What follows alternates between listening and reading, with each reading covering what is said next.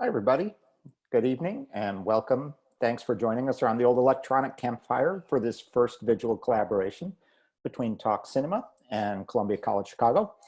I'm Eric Scholl, interim chair of the Cinema and Television Arts Department here at Columbia College. And tonight we'll be discussing two very different views of the American foundational myth of the West from two different time periods and very different perspectives. Our two hosts will examine the racial, social, and sexual politics in movie westerns that have shaped the way we see ourselves as a nation today, through the journey from John Ford's Stagecoach to Quentin Tarantino's The Hateful Eight. And hopefully you've had a chance to see both films, either recently or in the past, but if not, you're in for a rousing and provocative discussion either way. The conversation will run for about 1 hour, and I wanted to give you a couple of pointers. So if you have questions for the panelists, use the Q&A function. The chat function is for comments between audience members, but I'll be monitoring that and I may call on you and ask for you to ask your question live. So I think we're all ready to get started. So I am very pleased to introduce our two hosts for the evening. First, film critic and Talk Cinema founder, Harlan Jacobson. Harlan, thanks so much for being here. And of course, the Columbia College Chicago associate professor and screenwriter, Ron Falzone. And I will now turn it over to you two to discuss these two very interesting movies. Okay, Harlan, why don't we start with you?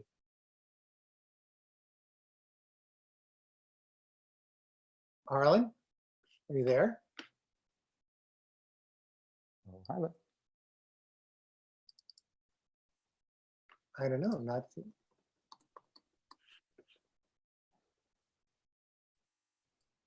Huh. Oh, okay. Well, I'm going to just jump in then. Harlan, I hope you catch up. No, I'm here. Oh, he's here. There you go. Go ahead, Harlan. No, you start. We had arranged it for you to start. Go ahead. Oh, okay. Well, you introduced us, and Ron, you did not start with a thing that you wanted to say? No, I'm going to let you start, and then we'll get to that. Okay. So I think this starts with the idea, really, that movies are time capsules, and they tell us about the assumptions of the filmmakers, and the filmmakers tell us about the assumptions that are given, as well as the sort of fears and aspirations of the people that are of their time. I like to think of filmmakers as sort of social antenna. That they'll often say they know a really good story and they know how to tell a good story. And what is really involved is somehow sort of picking up on the cultural mulch, if you will, that they are surrounded by. These stories don't come from nowhere. They come from the things that somehow or other ignite their imagination, which includes the audience's hopes and fears. And when it comes down to genre and what creates a genre, well, the root of that, of course, is generation.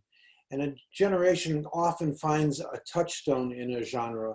And the arc of the genre starts out as young, with young characters that are expressing the sort of hopes and dreams and various aspects of life at the time, and proceeds on and through the generation as it gets older.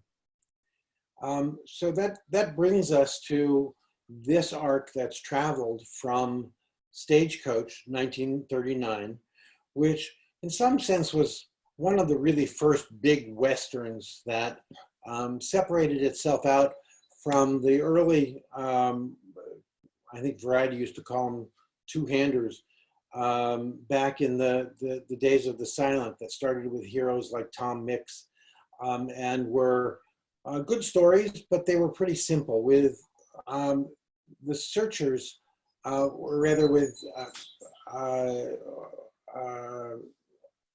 Where We Are, which is titled Stagecoach. It's a perfect sort of social agglomeration of all of the people that are riding into an uncertain future themselves in 1939. And when we end with The Hateful Eight, It's because it glances off it and gives us a picture of where we are now. Ron, over to you. Yeah, I'd agree that the movies are made by filmmakers who are responding to a great degree to what they see around them. I think it goes beyond that. I think many times, filmmakers are, believe it or not, they're human beings. And they are as controlled or as pushed forward by the society as anybody else. And that means that they're going to have the prejudices of their society. And those prejudices they're going to play out in the films themselves. In a lot of cases, you can't make that argument because many of the filmmakers of the 30s, 40s, and 50s were not what we like to call auteurs. They were studio people. Here's a musical, you're going to direct it this week. John Ford used to famously tell the story that when he first started making movies, he would wake up in the morning, get some coffee, and wait to hear a thump on his door. And then when he heard the thump, he'd go out, he'd open the door, and there'd be a script and a schedule saying, this is what you're shooting today. There wasn't the opportunity for the filmmakers to really start exploring things. Now, Ford is one of the first to do that. And he starts that as early as Iron Horse in 1925, but really kind of, I think, kicks it off with The Informer. Stagecoach is in many ways the movie that encapsulated all of the things that he saw happening in society and placing onto them his own ideas or his own beliefs. And I think there are some really extraordinary moments in Stagecoach, which if you take them in the context of this arc that we're talking about, if you take them in the context of the arc, you can see how not only society changed, but how John Ford changed. And one of them I'm going to do is, if we can put up image 2 on this list, Kevin. There's a sequence in Stagecoach where the Indians are attacking the stagecoach. And it's just at that one terrible moment when we think that the Indians are going to win. And John Carradine's character has reached that point where he feels that the only thing he can do to save Mrs. Mallory from these savages is shoot her in the head. And the movie accepts that. The movie accepts that as a chivalrous act. It accepts it as a tragic but necessary and justifiable thing to do. And then, of course, we get saved because he gets shot and she doesn't get shot. Now, I say you take that scene and you move that scene forward 18 years to The Searchers. John Ford movie.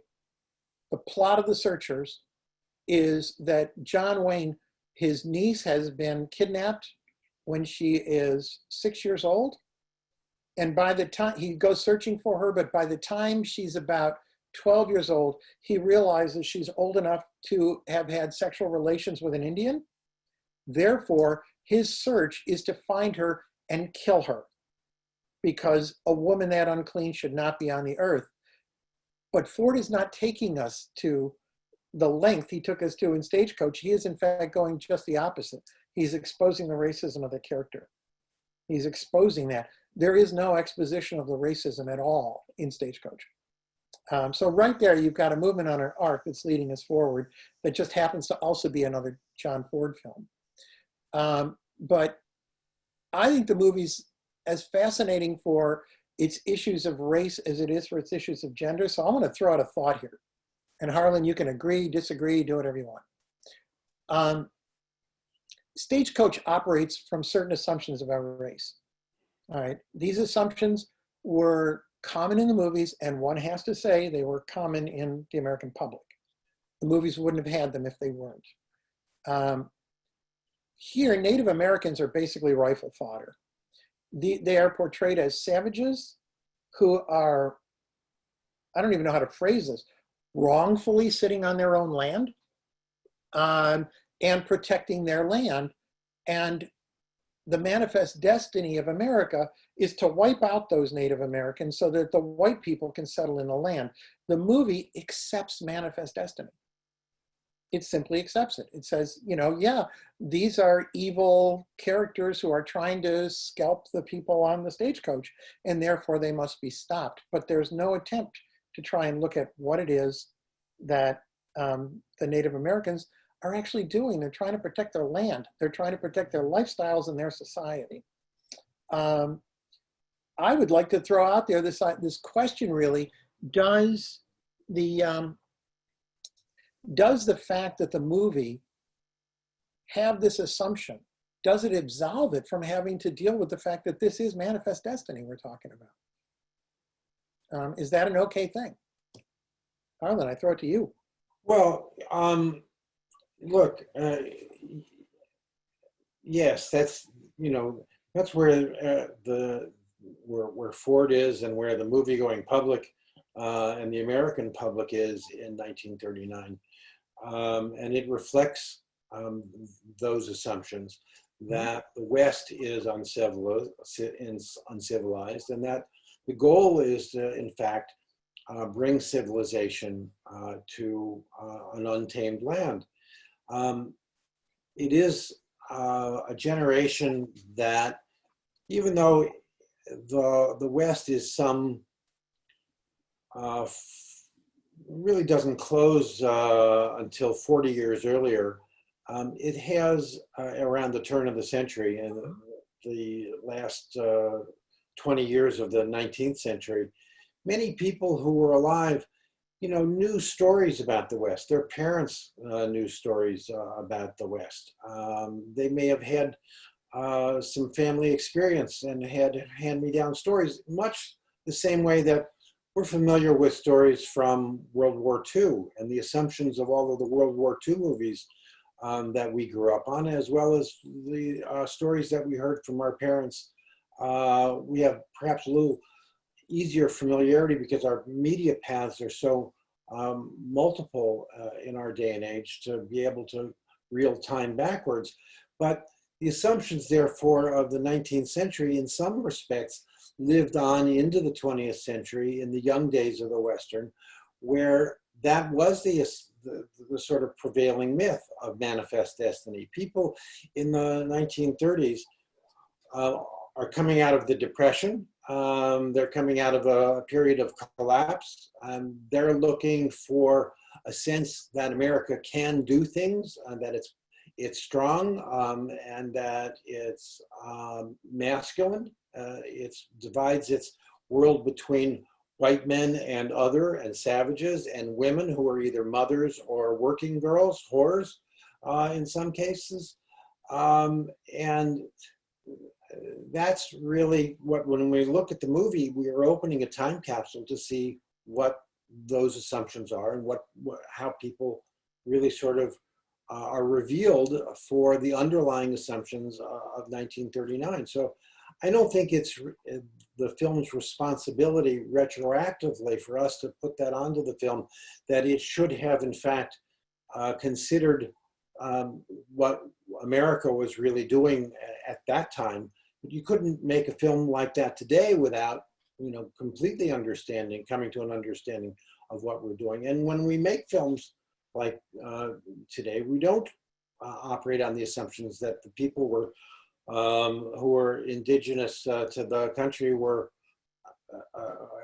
as you call them, rifle fodder. I mean, the way in which the film is done, with so much second unit stuff out in Monument Valley, and where inside the Stagecoach people are shooting out, that's a studio shot, and the Native Americans, the Indians, are lining up quite cooperatively to permit themselves to be shot so that the Stagecoach can make it to Lordsburg.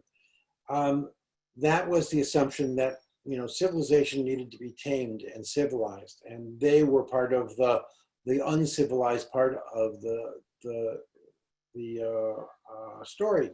If you discuss that movie, now you can discuss it with that understanding that, well, that's how they thought. There it is for you to look at. The last thing you'd want to do is say, well, we can't show it because it isn't being fair to Native Americans in their time and place. Oh, I couldn't possibly agree with you more on that one, and much as it pains me to agree with you, Harlan. But I couldn't agree with you more. I mean, I think that the difficulty we run into in discussing any movie from prior to Tuesday at this point, is that we have a desire to impose upon the filmmakers of another time the morality of the present day, or the social contracts of the present day. And that when we do that, what we're really doing is we are erasing history. And we can't, movies are historical documents. That's what they are. I mean, you know, what I love to tell my students all the time is it doesn't matter. If you make a movie, you go out today and you make a movie that takes place in your dorm room, and it's about you and your friends and what you're doing this afternoon, it's a period film. Because sooner or later, you're going to be looking at it in retrospect. And you know, that we have to always tend to think in terms of these being period films.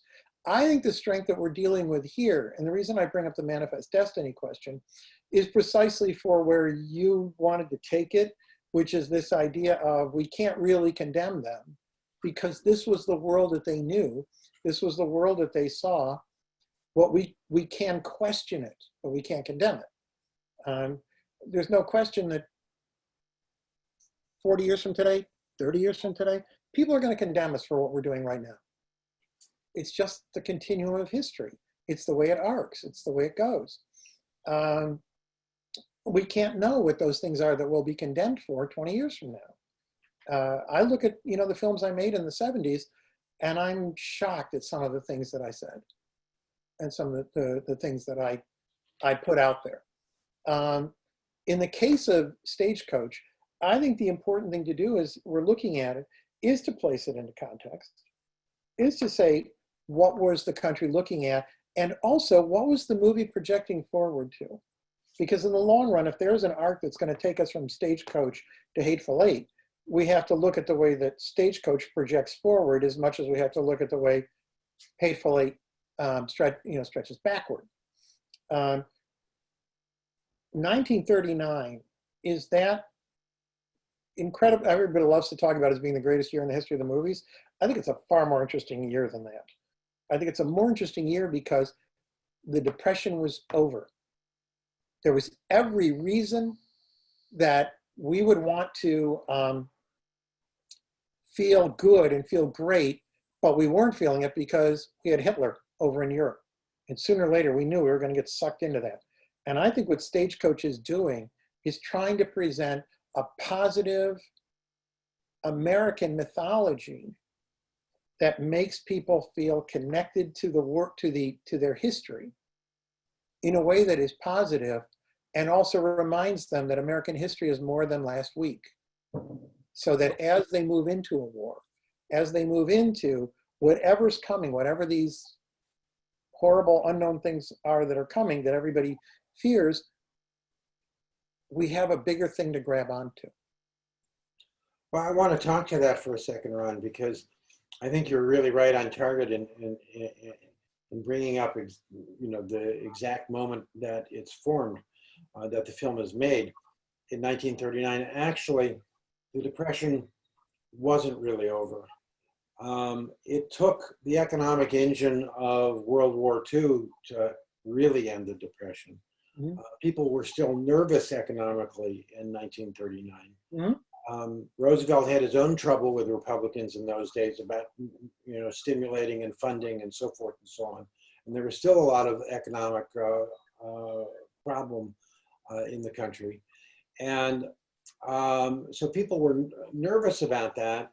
And the sort of fantasy about the future included things as diverse as the 1939 World's Fair, which was built to embrace a future that everybody hoped to live to and that to see, and that was modern and that had a sleek vision of how life, you know, was going to be in the hopefully not too distant future. The way in which the film looks forward to the future is really in the way in which, and what's progressive about it is that Ford was very much a working class man's director. Mm-hmm. His character of the Ringo Kid is a man of few words and action when you need it. And he located that in John Wayne, who carried him Ford all the way through his career to the Man Who Killed Liberty Valance. when it's very interesting to look at that film as well and see, how John Wayne resolves that film in the end, in not too different a fashion to the way in which he resolves the film in Stagecoach. But what makes it sort of wonderful about Ford as a storyteller, and which is why people are drawn to his abilities at the time, as you recall, in the end of Stagecoach, when John Wayne has 3 bullets left over from the Apache attack, and Curly lets him go out to settle his fate with the Plummer brothers, who he has a grudge against. Both he and Dallas, after all, are working class orphans now. They've both lost their parents to massacres one way or another. But he has a grudge to settle, and he goes out with 3 bullets, and we have the showdown in the middle of the street at night, the 3 bad guys approaching Wayne. We're looking over Wayne's shoulder, and what does he do? He doesn't shoot the 3 bad guys. He drops to the ground, and he gets off his shot. And then the lens cuts to the reaction of Dallas in the bar, flinching when she hears the shot. And then you hear more bullets, and we don't know how it works out. So one, you've got a moment of suspense that Ford has enlisted us in. He didn't just give us a simple victory in the street. The Luke Plummer comes through the door, and we think he's won until he falls over dead.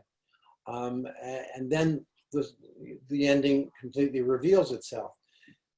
The dropping to the street is Ford's way of saying, there's a lot of fancy guys in this Stagecoach. There's the banker, there's the gambler, there's the doctor, there's who's a drunk but who can figure out how to take a bullet out, and etc. There's a lot of fancy people in the Stagecoach, but the one who is ingenious, the one who uses ingenuity to overcome his fear and overwhelming odds, is the white working class male. And that was the forward vision. That's as far as anybody had taken, the understanding of the white working class male in those days. Mm-hmm. Well, it's interesting that you bring that up as the white, that John Wayne is the white working class male. I want to kind of get us over to Hateful Eight right now. Mm-hmm. And Hateful Eight, in a sense, our John Wayne character in that movie is not white. It's Marcus Warren. And I think the best title I can give him, because nowadays we talk about things like the magical Negro. I think the best title you could give Marcus is he's the avenging Negro. He comes down almost as, he has vengeance in mind just the way John Wayne did. But he applies vengeance in a very, very different way. He cat and mouses people. He makes it as sadistic as he can. He makes it as difficult as humanly possible. He makes it as ugly as it can be. And that in and of itself is part of the arc of the Western, because beginning with Stagecoach, one of the primary themes of the Western is vengeance. Think of the great Anthony Mann Westerns. Think of the great Bud Boetticher Westerns. They're all founded on characters who are seeking vengeance for something. And we get up to Hateful Eight, and now we see how ugly that vengeance is. And he's doing it by giving us a character who, just like John Wayne, he has to be picked up in the stagecoach, while the stagecoach is en route. And then he now functions in that role where the vengeance is the only part of him that we're really going to be allowed to see. Whereas in the Wayne character, we're allowed to see what a good guy he is. We're allowed to see how that he's capable of love, that he's capable of human compassion, that he's capable of taking care of Dallas, that his vengeance is only there because it's something he needs to do. Whereas you get the impression with Marcus Warren, his vengeance is there because, boy, it's sure going to be fun to dole out some justice. And it's that, to me, that's one of the huge threads and a difference in the approach to it that really does make Hateful Eight a different part of the arc. I think there are other things, worth talking about, but how do you feel about Marcus? How do you feel about him as a character and what he's trying to accomplish in this story? That's a good question. In some respects, I think of him really as a character that is on the loose from Django Unchained, which when you talk about a film about vengeance, and when you talk about racial vengeance, when you know, Django Unchained is just this sort of gorgeous revelry in Black revenge. Mhm. It unleashes it in a way that is full-throated, and without reservations. Mhm. And to when you look at Marcus Warren in Hateful Eight, he's really only sort of one part of the equation. And in a way, he's only working his particular angle. Mhm. This is a room full of bounty hunters. And the film is really about a room full of bounty hunters, all of whom are working their particular angles, which have less to do with righteous justice than they do their particular angles. Because the analysis in Hateful Eight is a different analysis, I think, by Quentin Tarantino than what we got in Ford in Stagecoach, and even in Tarantino and a lot of his other films. By the time all of these folks in Hateful Eight descend from the stagecoach into the roadhouse, Millie's Haberdashery in the middle of Wyoming or wherever it is, what Tarantino is doing is bringing a room full of bounty hunters into a room precisely because they are his read of what American society is in 2015, not what it was in 1868, when it may or may a couple of years after the Civil War. It's about a society that has completely commodified everything and only knows the value of commodities. In fact, he's distilled the essence of that to being bounty hunters who understand every bounty is worth a body. We ourselves have become the ultimate commodity.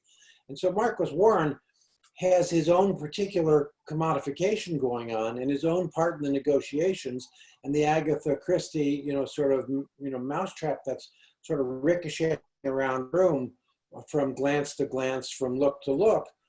He's part of the equation, but he's not the raison d'etre the way that character is in Django Unchained. He's part of what Quentin pulls back and says, these characters are almost uniformly ugly. And when you shift then to the question, well, why did he film inside a stage play, inside on a set, inside a room in 70 millimeter Panavision, which, was used for cinerama and cartoon in the 1960s, and which required all sorts of investment on the part of Harvey Weinstein, who was his then producer, to equip special cameras, have 200-foot, magazines, 2,000-foot magazines. What am I talking about? Special projectors in the theater, an enormous expense to show a stage play inside a room. What is that camera doing? It's showing you the porosity of their skin. It's showing you their ugliness. If it could look up their noses, it would look up their noses. It's showing you a group of characters who, as a reflection back to the audience, is pointing at the audience and saying, you people are ugly. You're just ugly. Everything has a value to you. Everything is transactional. Everything is sweaty and oily and dirty and calculating. There is no one of you out there who's honest. It's an incredible sort of j'accuse of a filmmaker towards his audience. And the audience could rightly feel, maybe insulted, maybe saying, well, not me, I'm a good guy. I mean, everybody knows that. But I think there's a lot of j'accuse inside that film. And I would end on this, to the extent that as a Western, what we've come to understand is the environment is some kind of purifying force in the film, which is to be embraced in Stagecoach as part of our natural heritage and taken away from the savage Indians who happen to regard it as theirs, down to the Hateful Eight. The environment in Hateful Eight shows a kind of stage setting, a wrap, if you will, a foil for the very ugliness that is inside, and that is the social moment that we occupy. I would also say that that giant frame, and I think he's compositionally, it's rather extraordinary what he does with it. But with that giant frame, he's also continually diminishing the characters in their environment. Whereas Westerns have a tendency of wanting to expand the characters in their environment. You know, I think of my favorite fight scene in any movie is the one in Big Country, where just when the fight's about to start, the camera pulls back about 600 feet and watches two little tiny ants fighting. All right, where now the country is bigger than these two fighters. And here he's doing, in a sense, he's going into interiors and he's using a wide frame basically to say, these characters are diminished even when they're in close quarters, when they're in tight quarters. He manages to get extraordinarily long shots inside tiny little frames. I'm going to jump here because we've got a question right now, and I want to kind of get some people in. And I want to remind audience, if you have questions, you can use the Q&A feature. And if you want to, put in questions in the chat, I'll be looking for that. We have a question from Wei Li Heng, which we could either answer live or I could just read it. Wei Ling, would you like to speak? No, why don't you go? Yeah, Wei Li, if you're there, why don't you do it? If not, unmute. You're muted. There you go. Hello. hello. Hi, Ron. Hi, William, how you doing? It's doing all right. Nice collection. Thank you. Yeah. So basically, my question was that do you which actually connected to something earlier you said about how John Ford on John Ford's I guess you could say beliefs when he made Stagecoach. Would you say that his later works, like Searchers, Man, something Liberty Balance, The Man Who Shot Liberty Valance. yeah, would you say that his later works like brought about a sort of retroactive introspection on those beliefs? Oh, absolutely. I mean, if you were to ask him, get up and walk away from you. He never ever discussed his work, but you know an artist by virtue of the decisions they make. That's how we know who people are. And if you look, and the movies, I'll point to three of them that show a tremendous growth in him. One is The Searchers, where he now is, in a sense, making amends for all of the Native Americans that he shot over the course of the years. Number two is he takes that a step farther in Cheyenne Autumn, in which Cheyenne Autumn is about the Trail of Tears. And he is telling it from the point of view of the cavalry officer who is leading the Native Americans on this journey that they should not be on, and the growing recognition that this should not be happening. And then another movie that I'll throw in there is Sergeant Rutledge, which is ultimately about a black soldier who has to go on trial. And if you look at all of his earliest work, you see him living with, I don't want to call him a racist, but I want to say that he lived by the racial attitudes of his time. And it's really interesting that if you now start to look at those movies where those start to turn around, and even if we go as late as The Searchers, he's ahead of the curve. In terms of the rest of society, he is a little bit ahead of the curve on that one. So I give him a lot of credit for recognizing the impact of his work, recognizing who he was as a human being, and continually fiddling the knob on that to adjust it, to make it different. If all he had been doing for the rest of his career was turning out one Stagecoach after another, his career would have lasted about another 5 years, and that's it, because he wouldn't have shown growth. But he shows an enormous growth, I think. I think it's part of the reason we think of him as a great artist, even though God knows he would have shot you if he heard you call him that. I never heard of that last one before. I'll check it out. Yeah. Thank you. Sure. We also had a question from before, from the, that was pre-submitted from Constance Dugan. Constance, would you be interested in asking your question live? I don't know if you're still there and hearing. So it's a question about subplots. Constance, if you're there, you can talk.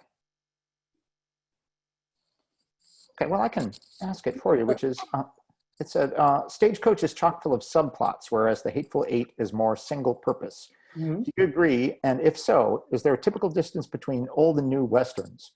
Characters seem more believable in the newer movie. Is Constance just cynical, or is this a credit to the writer-director? Well, I think it's certainly, there's a lot of credit to the writer-director. I would say that what we see in Stagecoach are archetypes. They are, the flower-faced young woman, the prostitute, each of them fall into specific archetypal categories. And what makes them interesting is that between the screenwriter and the director, they develop these characters as a little bit more interesting. They give them a little bit more depth. They take them to slightly better places. When you get to Hateful Eight, all of these characters are driven by, usually each of them has one thing that's driving it, whether it's hatred or it's vengeance or it's whatever. But they're all characters who are very, and I mean this in a good sense of the term, they're fairly one-dimensional. There are times in which one-dimensional characters are the right thing to do, because what you're doing is you're showing a class structure. We see class structure in Stagecoach as defined by archetypes. We see the class structure is defined by the way in which the backgrounds of these characters force them to react to the situations that are at hand. So Marquis has gone through the Civil War as a black man fighting for white men. That impacts the decision he makes. Whereas John Wayne in Stagecoach as Ringo, his decisions are based upon what are the necessary steps for the archetype. The archetype of the quiet American is that he will be compassionate, but he will also resort to violence when he needs to. So I think that there are different things. I think in both cases, we are talking about superlative screenplays. I'm speaking as a screenwriter now. Those two scripts are just fantastic, but they have different purposes. They have different things they're trying to tease out. And so they approach characterization differently. Did we lose Harlan? We did, and we were working on getting him back. Oh, okay. So you're flying solo here for a small bit of time. We have another pre-submitted question, and this is discussing the narrator. This is a question from Marcia H. And Marcia asks, why is the narrator used a couple of times in Hateful Eight, but not in each chapter? So if you'd like to discuss the narrator, that would be great. We actually talked about that the other day, and we came up with a couple of possible solutions. This is the thing, whenever you're watching any artist at work, the most we can do is make assumptions about why they do things. Unless they specifically tell us, well, we're left with our assumptions. One of the assumptions we had the other day was that he's doing a 1960s kind of movie, which is to say a 3-hour-long 70 millimeter, big cinema thing, like a Dr. Zhivago in the Old West kind of thing. And as such, the point where he comes in, which I think is at chapter 4, and he starts the narration, is literally what would have been, if this were in Dr. Zhivago, the intermission. And so the assumption is, and in fact, when I saw this movie, there was an intermission at that point. So when we came back, he was basically catching us up. But then he also does something else in the narration, which is kind of interesting, which is he says, and by the way, here's some stuff that I didn't tell you before that now changes the way we're going to look at it. That was one thing that we thought may have been his motivation. And another thing was that he may have simply realized that his plot had gotten so complicated, he needed to come in and try to pull the threads together. It's an interesting choice. Normally you think if there's going to be a narrator, even if it is an omniscient narrator, as in that case Tarantino is, even at that case, they usually start the movie with narration so that you know you're in that omniscient world. So it's a little jarring when he does it in this one. I'm not complaining. I think it's kind of fun. Tarantino will always do one thing after another that's different, throwing up titles, doing whatever. One other possibility that we had talked about could be that there's a lot of this movie that is based upon the Italian Westerns, the spaghetti Westerns, not the least of which is take a look at who did the score. Ennio Morricone, who was famous for his spaghetti Western scores. But those movies are all about ugly people committing vengeance and robbery, thievery and all that. So some of those conventions that we see in this movie, like breaking into chapters and stuff, are actually conventions there. And they do use narration in a lot of those movies, but not in the original Italian movies. They used them when they brought them to America, and they would slot in some narrator because they felt that American audiences weren't going to be able to follow these complex Italian plots. I don't know, I'm Italian. I've been through enough Italian dinners. I can follow anything Italian. So, but that could also be another thing that he was trying to do. Absolutely. Neville Bean had a question. Neville, would you like to ask the question live? Hi, really interesting conversation. I was interested in when you sent out this prompt, I was interested in checking out the Ballad of Buster Scruggs again, the Coen Brothers movie. And I was really struck by, here's another take on these malign stereotypes and this, the class violence and the hypocrisy of many of these characters. And I was struck by the difference in the personality of these filmmakers. And I was just wondering if you had anything to say about, the impulses of these filmmakers and how they wove their stories through that. Yeah, you're picking a really interesting, first off, an interesting example in Buster Scruggs. Buster Scruggs is the Coen Brothers, and the Coen Brothers, this is to me one of the ways you know that the Coen Brothers and Tarantino, that you know that they are really great sort of postmodern filmmakers. You can look at any Tarantino movie for about a minute and a half without knowing what the movie is, but you will know it's a Tarantino movie. You can look at a Coen Brothers movie. What they do is they have worked over the course of their years to construct a specific universe that is absolutely their own. Nobody else can make a Coen Brothers movie. Nobody else can make a Tarantino movie. God knows plenty of people try, but they can't, because these are carefully constructed universes over the period of multiple films. And it's 9 films with Tarantino, but it's something like 18 films or something with the Coen Brothers at this point. And when I look at Buster Scruggs and I look at Hateful Eight, what seems similar to me in the two movies is both that they are very, very strict auteurist statements. But in what they're both doing is they're using sort of meta, a lot of meta. They're looking back at the form of the Western and now bringing the form forward. They're playing with that form. But at the same time, they're so radically different in what they're trying to say. I think that Tarantino tends to be more of a social critic than the Coen Brothers are. I mean, there's certain Coen Brothers movies that are brilliant social criticism. Serious Man is great social criticism. But for the most part, they seem to start first with their love of form and then they move on from there. Whereas Tarantino, with each of his individual films, I think he has something specific he wants to say and then he wants to put his universe on top of it. So that it's a matter of how they prioritize their storytelling.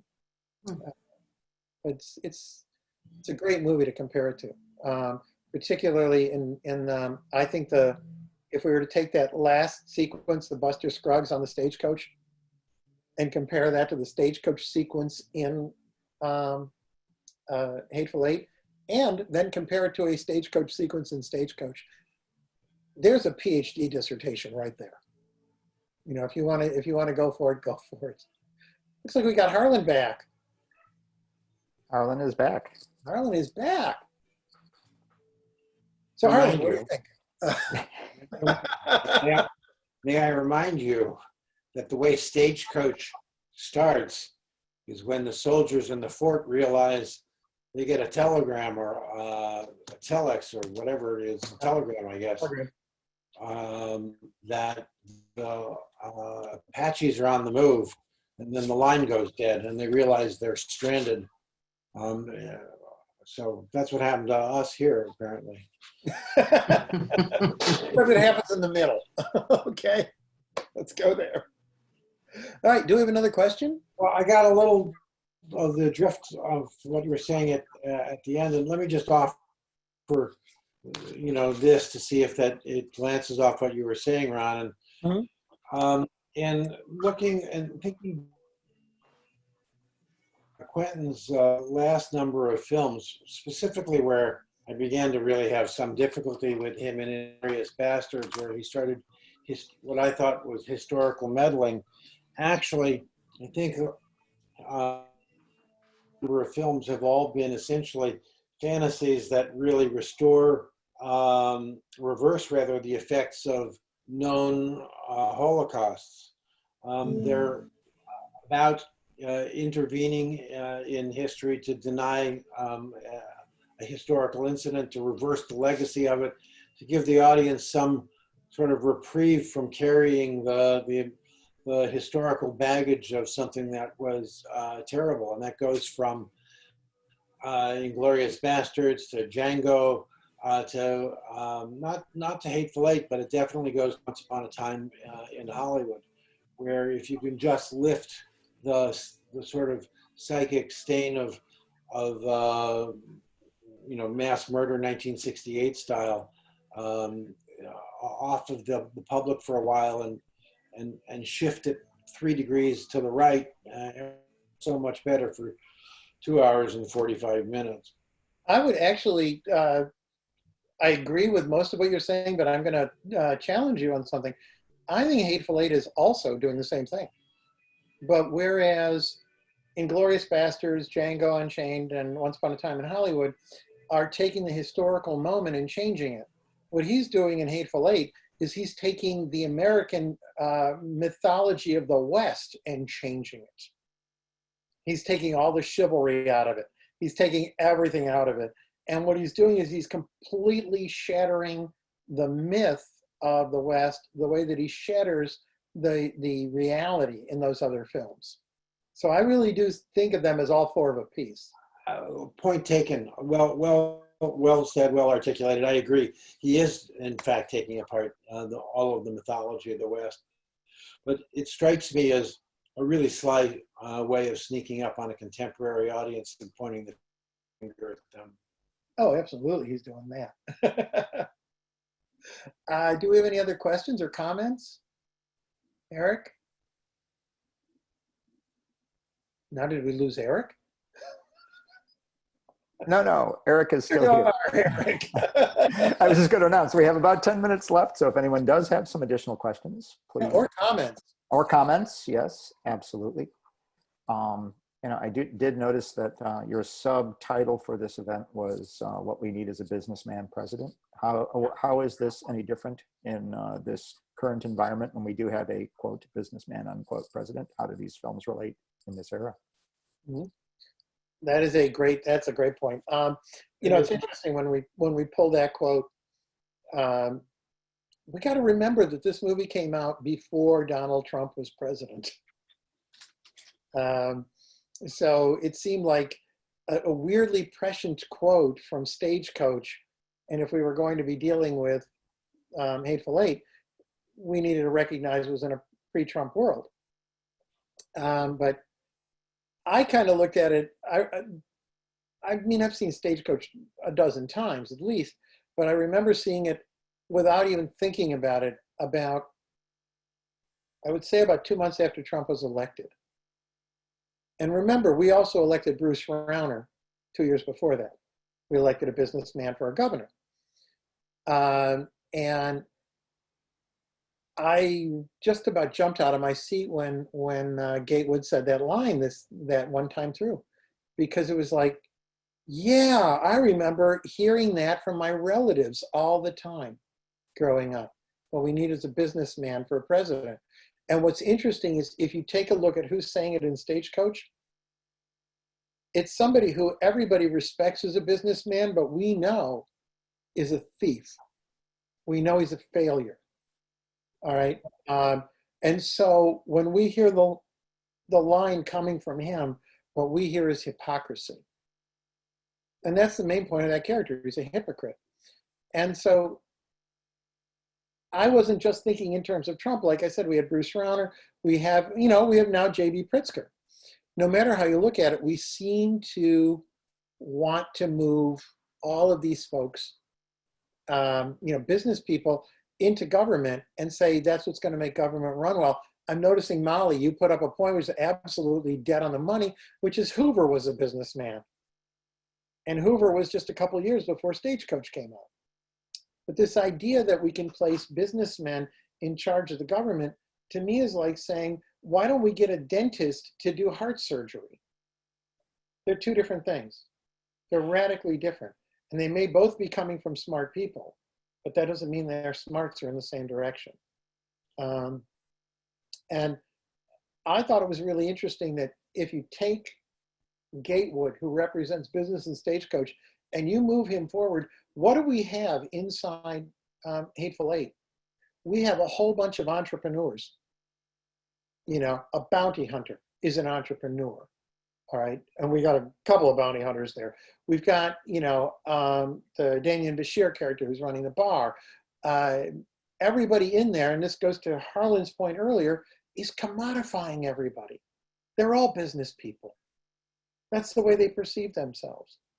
And they all think of themselves as being the smartest guy in the room. Yeah. It was obvious in watching Stagecoach that we were dealing with somebody who wanted everybody to believe he was the smartest guy in the room, but we knew he was, an awful, dishonest thief. We don't necessarily have that balance beam with these other characters because they only present themselves as business people, as I'm in it, I'm here to make money. Which right there just says a hell of a lot about America anyway, doesn't it? Everything gets commodified and turned into a business. Well, when the banker Gatewood in Stagecoach says that line, what this country needs is a businessman. He's really, and I think consciously in Haycox's script, echoing the Republican line that never accepted FDR and thought of him as a traitor to his class. Mm-hmm. And as Molly rightfully pointed out, Hoover had been a businessman, although he'd been in government as a sort of a whiz kid, applying business skills before he oversaw the stock market crash and the onset of the Depression, which somewhat tarnished his ability to manage. And which gave Roosevelt something of a free slate. But that voice inside the body politic of what we need as a businessman was the standard Republican line that took place all throughout all of history. That's really pretty much how they ran until Roosevelt changed the dominant. Mm-hmm. Oh, we're losing you. You still got me? Okay, we just had you for you still got me. Okay, so until Roosevelt changed the dominant paradigm to being an active federal government, which held sway for 50 years until Reagan threw it out. Now, why do I bring that up? Because I think movies act in some kind of unconscious fashion to channel what is a kind of an impulse that's running through the society. Heaven's Gate failed in part for a lot of reasons, but it was the end of the anti-hero. People didn't want to see scruffy people who resisted the power authority anymore for good purposes. They didn't want the critique that the social mission was lost and that the society had corrupted itself and that the outlaw was now king. They wanted heroes. And Star Wars comes out in '77 and goes through the roof. Remember, that was a film that Fox didn't even want to sell to exhibitors. They had to promise exhibitors that they would get the other side of midnight if they played Star Wars. And Star Wars was the zeitgeist. It was what would turn into Reagan. It was lightsabers. It was the heroes. It was a restoration of a city on a hill. It was all of that stuff was embedded in Star Wars, and it was ahead of its time. You couldn't have seen Reagan's election really because it was 3 years ahead of time, but you could if you read Star Wars as an unconscious barometer of what the public was really longing for. And when you get to Django Unchained, and I really like your analysis of it, you know, you can foresee Trump out of that. You can understand that there's some kind of general thing coursing through some sectors of a society that wants to be transactional, that sees that everything is transactional, and that is, you know, that is entrepreneurial. And so I think that that's the function of a director, of an artist in general, is knowingly or unwittingly to be able to tap into that underlying current and give us his take on what is actually burbling down there below and show it to us. And in the case of The Hateful Eight, Lost you again. and what Tarantino is showing us. Can you hear me now? Yeah, I got you. Okay, when Tarantino is showing us is the logical sort of outcome of what happens when everybody is an entrepreneur and out to cut each other's throats. We've got a really interesting question here. I want to make sure we jump on it, which is what is Tarantino saying about women with this movie? Well, you know, he has always wanted the freedom to beat them up. And he does so regularly. Even in Once Upon a Time in Hollywood, you know, some part of the 2-hour buildup is to be able to allow the audience to buy into the heroes who are on an acid trip correctly perceiving that, you know, women are the force of the devil and need to be taken out. At some level, you can look at Tarantino as either a director of great misogyny who is finding elaborate ways to express it, or he's a Title IX filmmaker allowing equal sort of opportunity to beat women as well as men, and they get to share in the violence like everybody else. Mm-hmm. Well, you could take that all the way to Kill Bill Volumes 1 and 2, in which, you know, that the woman is the hero of the story, but she is also the perpetrator of all the violence in it.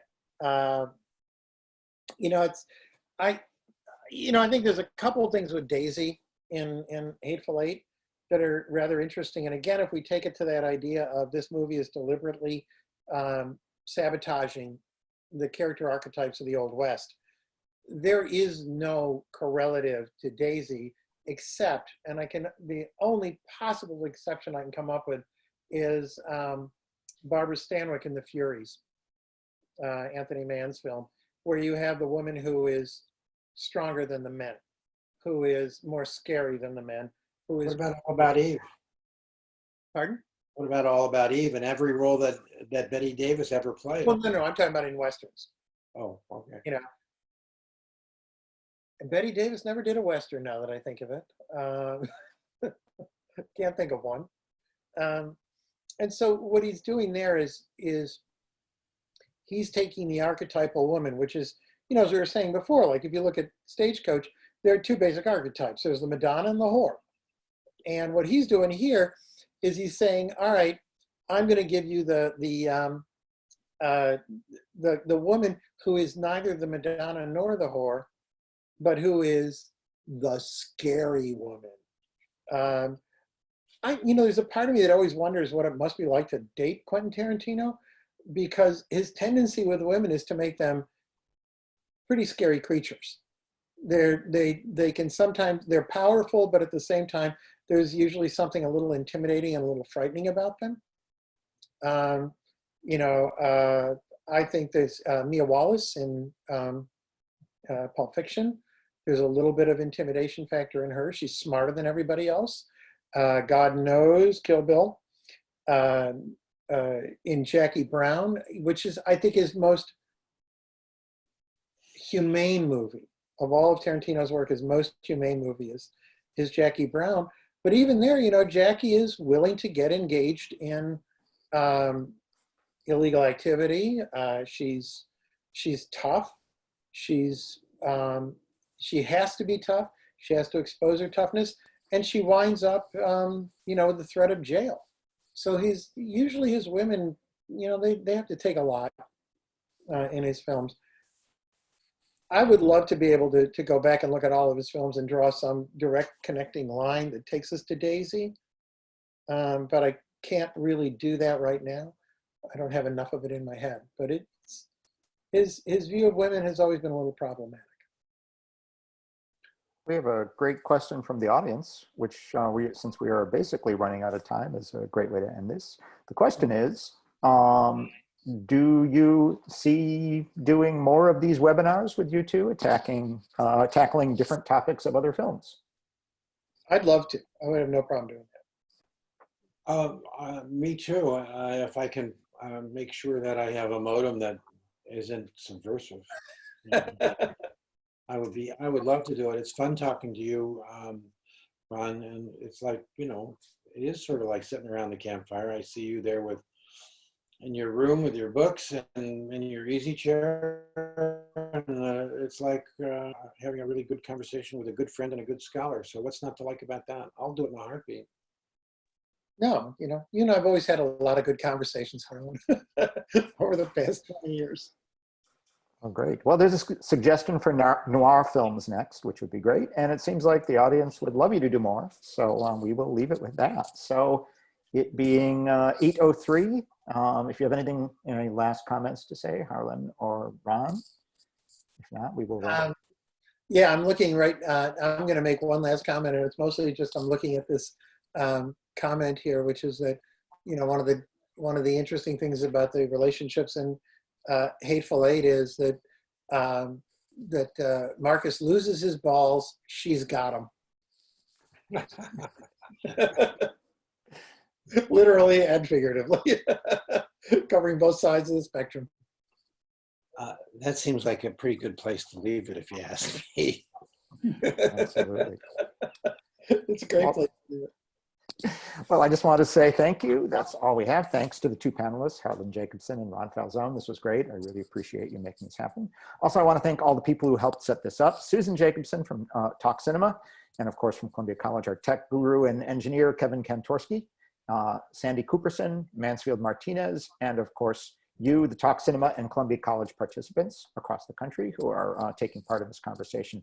Thanks very much for being here.